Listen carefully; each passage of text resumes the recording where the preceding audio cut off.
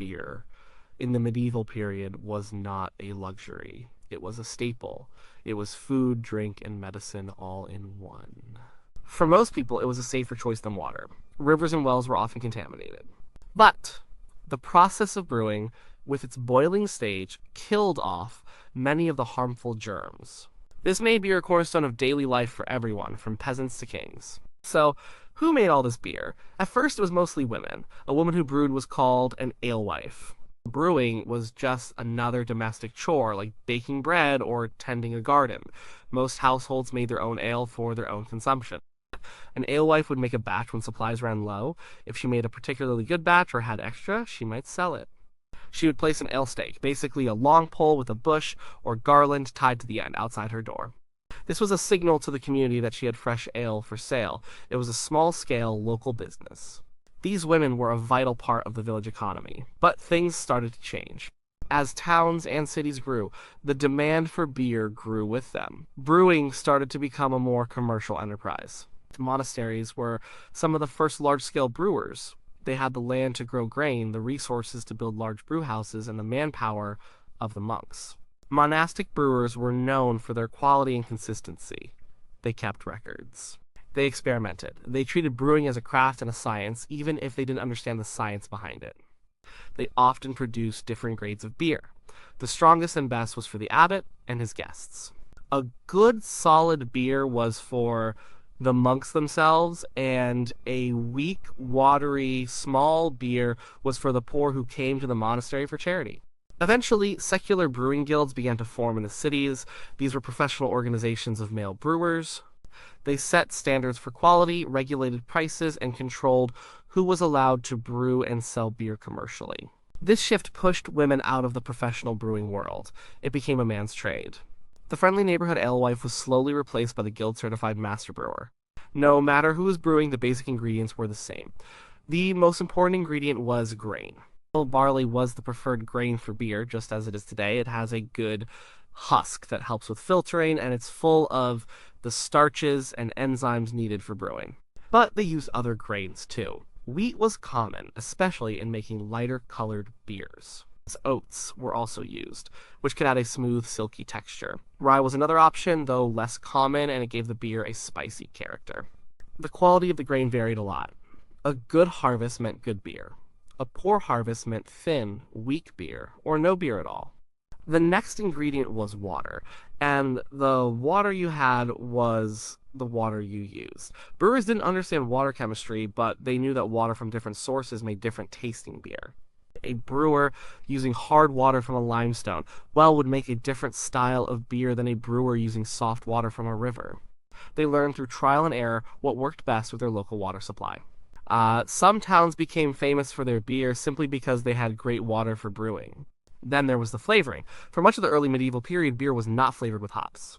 Instead, brewers used a mixture of herbs and spices called gruit. The exact recipe for gruit was often a closely guarded secret, controlled by local lords or the church. They would sell the mixture to brewers for a fee, which was basically a form of taxation. Gruit could contain all sorts of things. Yarrow was common, so was bog myrtle and wild rosemary. Some mixtures might include juniper berries, ginger, or aniseed. Gruit gave the ale a sweet, herbal, sometimes spicy flavor.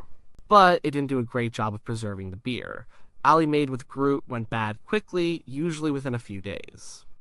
It had to be brewed often and drunk fresh. This all changed with the popularization of hops. Your hops are the cone-like flowers of a climbing plant. People discovered that adding hops to the boiling process did two wonderful things. First, it added a bitter flavor that balanced the sweetness of the malt. Second, and more importantly, it acted as a preservative. The resins in hops have antimicrobial properties that inhibit the growth of bacteria that spoil beer. Beer made with hops could last for weeks or even months. This was a revolution. It meant beer could be stored, aged, and transported over long distances. It transformed brewing from a local craft into a major industry. The transition from gruit to hops was slow and sometimes controversial. Gruit merchants and the lords who taxed it fought against the rise of hops, but in the end, the superiority of hopped beer won out. The final and most mysterious ingredient was yeast. Medieval brewers had no idea what yeast was. They didn't have microscopes. They didn't know about single-celled organisms. To them, fermentation was a miracle. It was a gift from God. They would make their sweet, grainy liquid, let it cool, and then, as if by magic, it would start to bubble and froth. It would transform from a sweet, non-alcoholic drink into strong, nourishing beer. They called the thick, foamy yeast that collected on top of the fermenting beer goddess good, because they believed it was a good thing provided by God. While they didn't understand it, they knew how to work with it. They learned to skim this foam off a healthy batch and add it to the next one to get the fermentation started. They also knew that using the same wooden stirring paddle or fermenting in the same wooden tub without cleaning it too thoroughly would help the magic happen again. They were unknowingly cultivating their own house strains of yeast, which contributed to the unique flavor of their local beer. These four things, grain, water, flavoring, and the mystery of yeast, were the foundation of every single mug of medieval beer. Before a brewer could even think about making beer, they had to prepare the grain. You can't just take raw barley from the field, mix it with water, and expect to get beer. The grain holds its starches locked away. The brewer's first job was to trick the grain into converting those starches into usable sugars. This process is called malting. It's a fundamental step, and how it was done had a huge impact on the final product. Malting is a three-stage process: steeping, germination, and kilning. It was a specialized craft. While some large breweries or monasteries might have their own malt house, many smaller brewers would buy their malt from a professional maltster. The first step was steeping. The maltster would take sacks of raw barley and dump them into a large tub or a stone cistern filled with water. The grain would soak for a day or two. This was the wake-up call for the barley corn. The water absorption told the dormant seed that it was time to grow. The maltster had to be careful. Too little time and the grain wouldn't absorb enough water. Too long and it could drown and start to rot. They would drain and change the water to keep it fresh. The grain would swell up, getting plump and soft. Once the grain was properly steeped, it was time for germination. The wet grain was drained and spread out on a cool floor, often made of stone or clay. This was the malting floor. The layer of grain would be several inches thick. Here, the magic of nature took over. The barley corns began to sprout. Inside each kernel, enzymes were activated. These enzymes are like tiny biological scissors. Their job is to break down the complex starches inside the grain into simpler sugars. This is exactly what the brewer needs to happen. The sugars are what the yeast will eventually eat to create alcohol. This wasn't a passive process for the maltster. The germinating grain created its own heat. If it got too hot, the growth could get out of control or the grain could develop mold. So the maltster had to constantly tend to the grain. Using large wooden shovels or rakes, they would turn the pile of grain over and over several times a day. This kept it aerated and controlled the temperature. It was hard, physical work. A malt house would have been a humid place, smelling strongly of wet grain, like a freshly cut lawn. The maltster had to know exactly when to stop the process. They would watch the growth of the tiny rootlet, called a chit, emerging from the base of the kernel. When the rootlet grew to about the same length as the grain itself, they knew the enzymes had done enough work. If they let it go too long, the grain would use up all those precious sugars for its own growth, and there would be nothing left for the brewer. The third and final step was kilning. This was the most important and most dangerous part of malting. The goal of kilning was to stop the germination process by heating the grain. This preserved the enzymes and the sugars they had created. It also dried the grain so it could be stored for months without spoiling. Early medieval kilns were simple and often smoky. A common type was a wood-fired kiln. There would be a fire at the bottom level. Above the fire, there would be a floor made of perforated tiles or even a woven mat of horsehair or straw. The hot air and smoke from the fire would rise up through the floor and dry the germinated grain spread on top. The problem with this method was that the smoke passed directly through the grain. This gave the finished malt a very smoky, bacon-like flavor. For a long time, most beers had a smoky taste because of this direct-fired kilning method. The type of fuel used also made a big difference. Burning wood gave a strong, smoky flavor. Straw or peat could also be used, each imparting its own unique character to the malt. Controlling the temperature on these simple kilns was almost impossible. It was all done by feel and experience. This lack of control often meant that much of the malt was unevenly dried. Some would be scorched, some under-dried. There was also a constant risk of fire. Malt houses were full of dry grain, wood, and straw. A stray spark from the kiln could burn the whole place down in minutes. This was a common disaster in medieval towns. As technology improved, so did kilns. Brewers and maltsters figured out that indirect heat was better. They developed kilns where the smoke from the fire was funneled away through a chimney, while the clean, hot air was directed to the grain. This allowed them to make cleaner tasting malts without the heavy smokiness. The temperature of the kiln determined the color and flavor of the malt. A very low, slow drying process produced a very pale malt. This would be used to make lighter colored ales. If the maltster raised the temperature, the malt would begin to toast and caramelize. This created amber or brown malts, which would be used for darker, richer beers. If they really cranked up the heat, they could produce very dark, almost black malts with coffee and chocolate flavors. However, precise temperature control was still a long way off. Most medieval malt was probably some shade of brown, and the resulting beers were likely darker than the pale lagers we are used to today. After kilning, the dried malt was put into sacks and shaken or beaten to knock off the tiny, dried rootlets. These were then sifted out. The finished malt was now a stable, dry product. It was crunchy, sweet, and ready to be sold to the brewer. The work of the maltster was done. The fate of the beer was now in the hands of the brewer, who had to take this carefully prepared grain and turn it into liquid. With the malt in hand, the brewer could begin the main event. The work of the brewhouse was hot, wet, and steamy. It was a place of big wooden tubs, crackling fires, and the sweet smell of grain. The goal of this stage was to extract the sugars from the malted grain and create a sweet liquid called wort. This wort is the foundation of beer. First, the brewer had to crush the malt. The hard, kiln malt kernels needed to be broken open to expose the starches and sugars inside. They didn't want to grind it into a fine flour like a baker would. They needed the husks to remain largely intact, as they would be important later for filtering. The most common tool for this was a quernstone. This was a simple hand mill made of two circular stones. The brewer would pour the malt into a hole in the top stone and turn it, grinding the malt between the two stones. For larger operations, like a monastery or a commercial brewery, they might use a larger mill powered by an animal, or even by a water wheel. The resulting crushed malt was called grist. Next came the mashing. The grist was mixed with hot water in a large vessel called a mashing tun. This was usually just a big wooden tub, sometimes made from a hollowed-out log in very rustic settings. The act of mixing the grist in hot water is called the mash. This is where the magic of the malt enzymes really gets to work. The hot water reactivates the enzymes that were preserved during the kilning process. These enzymes get busy converting the last of the grain starches into fermentable sugars. Temperature control during the mash was critical and also incredibly difficult. Medieval brewers didn't have thermometers. They had to rely on experience and feel. Here, a common method was the rule of thumb, where a brewer might test the water temperature with their finger or elbow. Another way was to judge by sight, looking at the steam coming off the water. They knew that if the water was too cold, the enzymes wouldn't work efficiently, and they would get a weak, starchy wort. If the water was too hot, it would destroy the enzymes completely, and the whole batch would be ruined. It was a delicate balance. Heating the water itself was a challenge. A wealthy brewer or a monastery might have a large copper kettle called a brew copper to heat water. Copper was an excellent material because it heated evenly and was easy to clean. But copper was very expensive. Most smaller brewers couldn't afford one. They would heat water in smaller pots over a fire, or they might use a more primitive method. They would heat large rocks directly in a fire until they were glowing red hot, then use tongs to drop the rocks into the wooden mashing tun full of water. The rocks would hiss and steam, quickly raising the water to the desired temperature. This method often added a slightly caramelized or smoky flavor to the beer, as bits of sugary wort would cook onto the hot rocks. Once the mash was mixed, it would be left to sit for an hour or more. The brewer would stir it occasionally with a large paddle or rake to ensure an even temperature and to break up any clumps. During this time, the enzymes did their work, and the water became progressively sweeter as it dissolved the sugars from the grain. After the mash was complete, the brewer needed to separate the sweet liquid wort from the spent grain.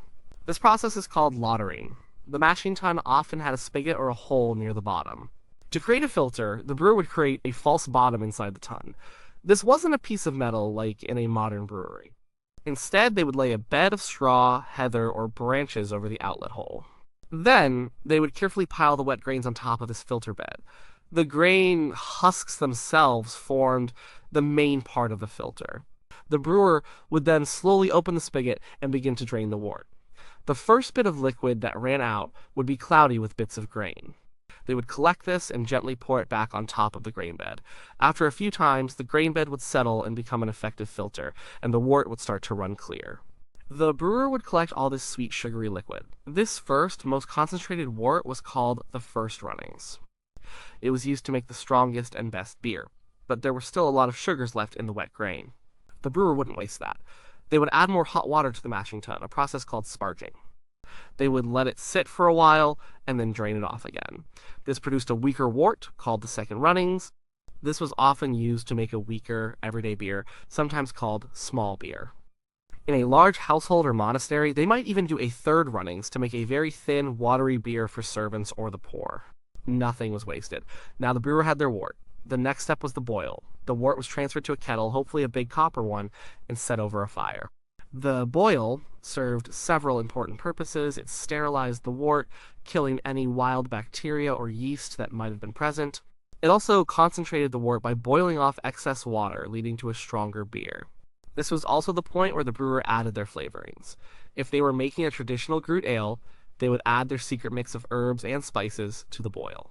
If they were making a modern hopped beer, this is when the hops went in. They might add some hops at the beginning of the boil for bitterness, and some near the end for flavor and aroma.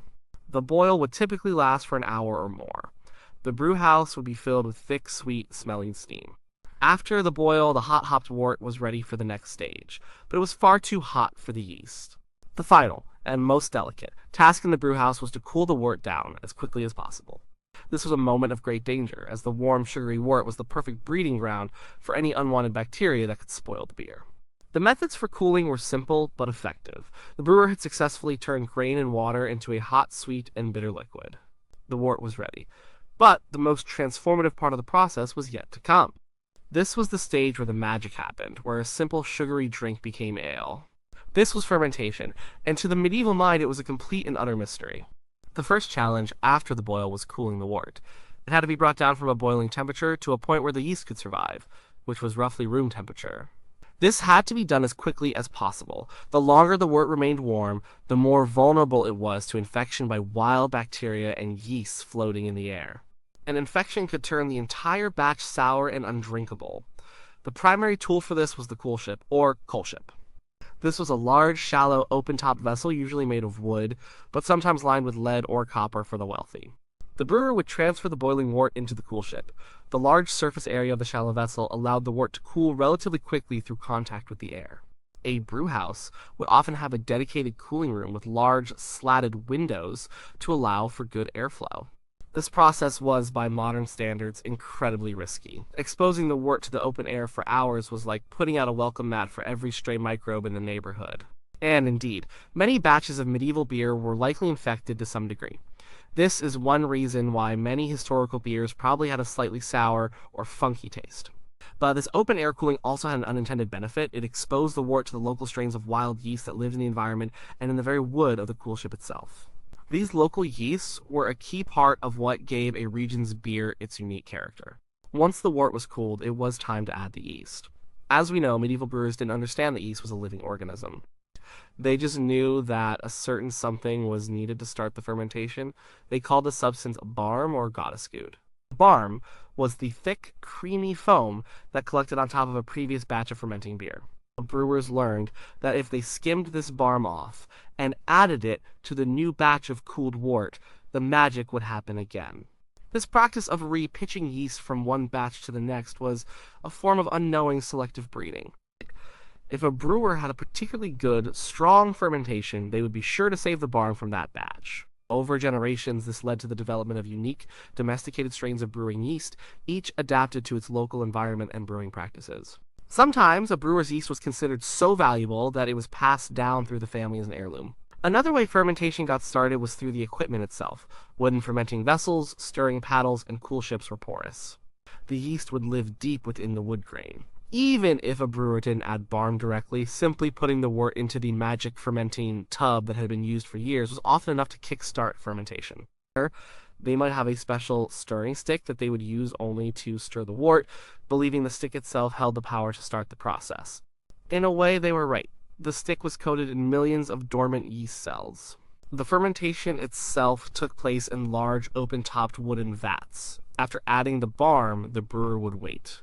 For a day or so, not much would happen. Then, slowly, signs of life would appear.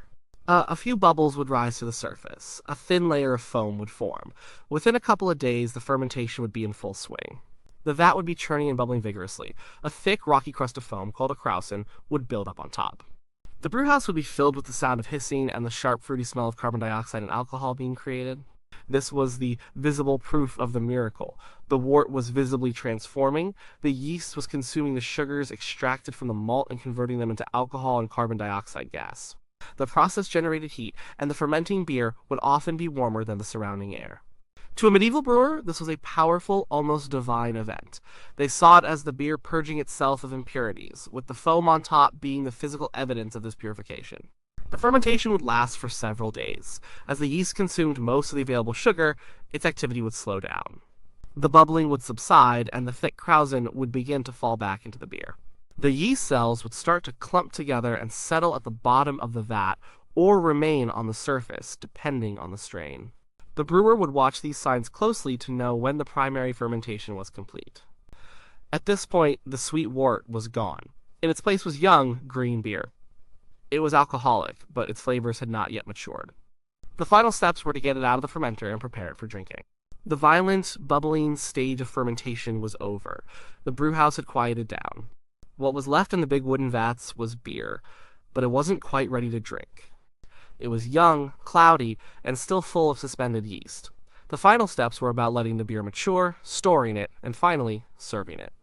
The next step was to move the green beer from the large, open fermenting vats into smaller, sealed containers for a period of conditioning. These containers were almost always wooden barrels or casks. This process was called racking. The brewer would carefully transfer the beer, leaving most of the thick layer of yeast sediment at the bottom of the fermenter behind. However, enough yeast would carry over into the barrel to allow for a secondary fermentation. Inside the sealed barrel, the remaining yeast would slowly consume the last few bits of sugar.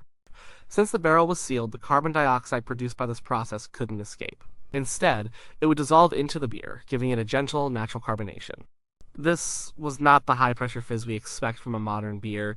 It was much softer, what might be called a cask conditioning today. The secondary fermentation also helped to mature the flavors of the beer. Harsh, young flavors would mellow out, and the different elements of malt, hops, or gruit, and yeast character would meld together. The beer would be left to condition in a cool cellar for a period of time. How long depended on the type of beer and how soon it was needed. A simple everyday ale might only be conditioned for a week or two before it was tapped. Stronger, hopped beers, which had better keeping qualities, might be aged for several months. These aged beers would develop more complex flavors. The barrel itself also played a role.